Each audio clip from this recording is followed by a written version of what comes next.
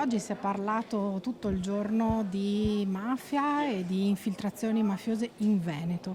Che pericoli ci sono per le aziende, per i piccoli imprenditori del nostro territorio? E i pericoli sono reali perché non si parla più di infiltrazioni ma di presenze. Nel corso della giornata di oggi e anche delle 2 giornate di domani e dopodomani, siamo entrati ed entreremo ancora di più nel merito di come le mafie sono presenti in ambito economico nel territorio, quali sono le modalità con le quali poi aggrediscono le imprese sane e trovano accordi con le imprese non sane.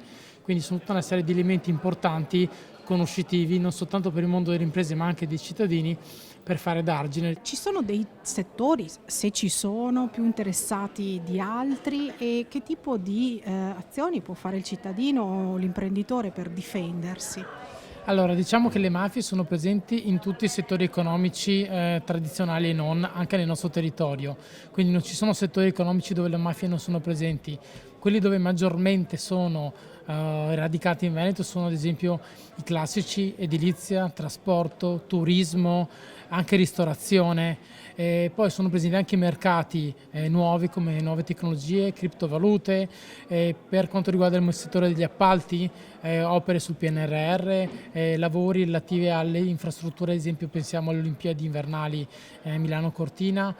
E poi sono presenti tutti all'interno di servizi che vengono resi agli imprenditori in ambito di evasione fiscale, elusione fiscale. Diciamo che non c'è un settore, come dicevo, che li vede assenti.